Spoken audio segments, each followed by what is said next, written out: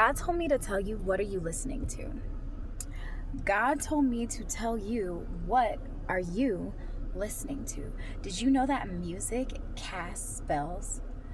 You know, there was a time in my life where my life was going horrible. I mean, my life was going left and right and left and being swirled around, thrown around, and I could not seem to get a grip on good things happening to me. And I just one day really sat there and was like, God, what is the problem? And you know what God told me? He said, it's what you're listening to. He said, you're listening to literal music that's casting spells over your life. You're listening to music that talk about death. You're listening to music that talks about violence, fighting. You're listening to music that is saying demonic things.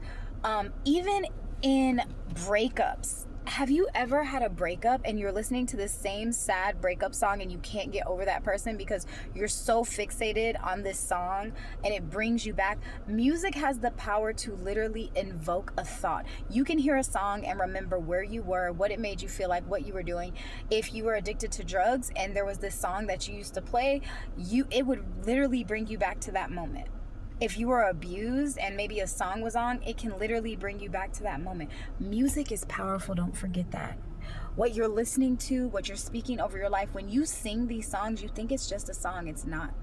You're literally singing and speaking a spell over your life.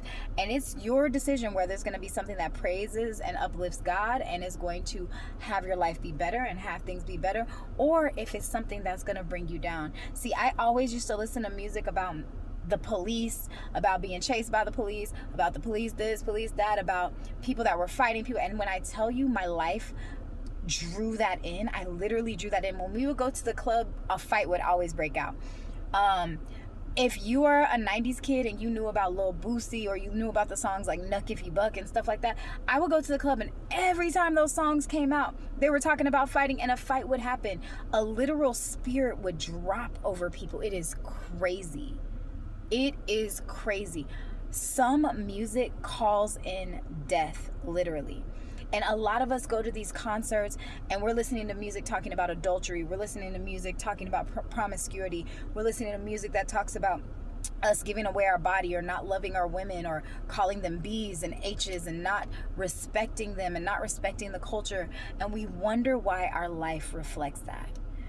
Once I cleaned up, I was a rapper, so I listened to all the rap songs. I knew all the rap music. I knew all the things. I was in the know with everything.